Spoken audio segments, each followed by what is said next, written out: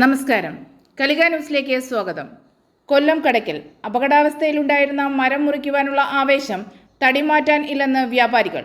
കടയ്ക്കൽ പാരിപ്പള്ളി സംസ്ഥാന പാതയിൽ കടയ്ക്കൽ ജംഗ്ഷന് സമീപം അപകടാവസ്ഥയിൽ ഉണ്ടായിരുന്ന കൂറ്റം ആൽമരവും ഈട്ടിമരവും കഴിഞ്ഞയാഴ്ച വനം വകുപ്പിന് കിട്ടിയ പരാതിയുടെ അടിസ്ഥാനത്തിൽ മുറിച്ചു മാറ്റിയത്. എന്നാൽ മരം മുറിക്കാനെടുത്ത ആവേശം മുറിച്ച മരത്തിന്റെ ഭാഗങ്ങൾ മാറ്റാൻ കാണിക്കുന്നില്ല എന്നാണ് വ്യാപാരികളുടെയും പൊതുജനങ്ങളുടെയും പരാതി.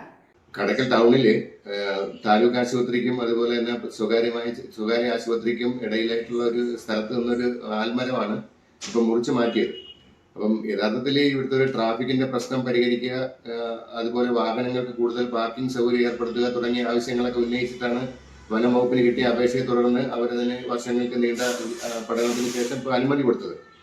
പക്ഷേ മരം മുറിച്ചു മാറ്റിയിട്ട് ഇപ്പോൾ ഒരാഴ്ച കഴിഞ്ഞിട്ടും ഇത് അതിനേക്കാൾ ഗുരുതരമായ അവസ്ഥയിലാണ് ഇപ്പോൾ അവിടെ കിടക്കുന്നത്.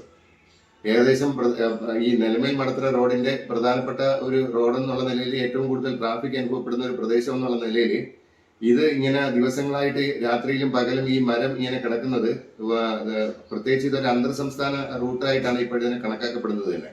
നിരവധി തമിഴ്നാട്ടിൽ നിന്നും മറ്റുമൊക്കെ പച്ചക്കറിയും പൂവും മറ്റു സാധനങ്ങളും ആയിട്ടൊക്കെ തന്നെ നിരവധി വാഹനങ്ങളാണ് രാത്രിയിൽ ഇതുവഴി സർവീസ് പോകുന്നത്. അപ്പോൾ ഈ അത്യന്തം അപകടകരമായ ഒരു അവസ്ഥയിലാണ് ഇപ്പോൾ ഇത് നിലനിൽക്കുന്നത്. അപ്പൊ ഇത് മാറ്റുന്നതിനുള്ള ഒരു സംവിധാനവും വനം വകുപ്പോ അല്ലെങ്കിൽ ഫോറസ്റ്റ് ഡിപ്പാർട്ട്മെന്റോ അതുപോലെ തന്നെ PWDയോ അല്ലെങ്കിൽ ഗ്രാമപഞ്ചായത്തോ ഒന്നും തന്നെ ഒരു ശ്രമം നടത്തുന്നതായിട്ട് നമുക്കറിയാൻ വയ്യ. വ്യാപാരികൾ എന്നുള്ള നിലയിൽ അവിടെ ഏതാണ്ട് ഒരു 5-6 കടകളുണ്ട്. ആ കടകളിലൊക്കെ ആൾക്കാർക്ക് കയറാൻ പറ്റുന്നില്ല. അങ്ങനെയൊക്കെയുള്ള പല പ്രശ്നങ്ങളും നിലനിൽക്കുകയാണ്.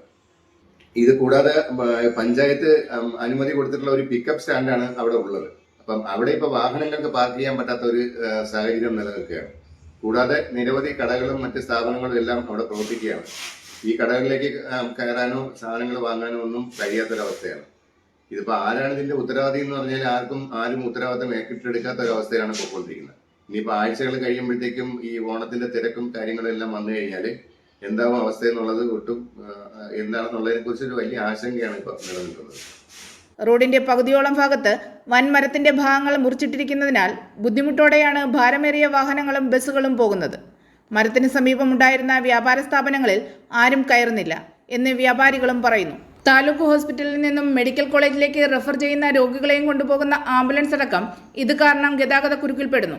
രാത്രി വരുന്ന വാഹനങ്ങൾക്ക് ഒരു അപകടം ബോർഡോ മുന്നറിയിപ്പ് ലൈറ്റുകളോ ഒന്നും തന്നെയില്ല. ഓണക്കാലം അടുത്തതിനാൽ റോഡിൽ തിരക്ക് കൂടുമ്പോൾ വലിയ ഗതാഗത തടസ്സമുണ്ടാകുമെന്ന് വ്യാപാരികൾ പറയുന്നു. എത്രയും പെട്ടെന്ന് മുറിച്ച് തടിയുടെ ഭാഗങ്ങൾ ഇവിടെ നിന്നും മാറ്റണമെന്നാണ് വ്യാപാരികളും പൊതുജനങ്ങളും പറയുന്നത്.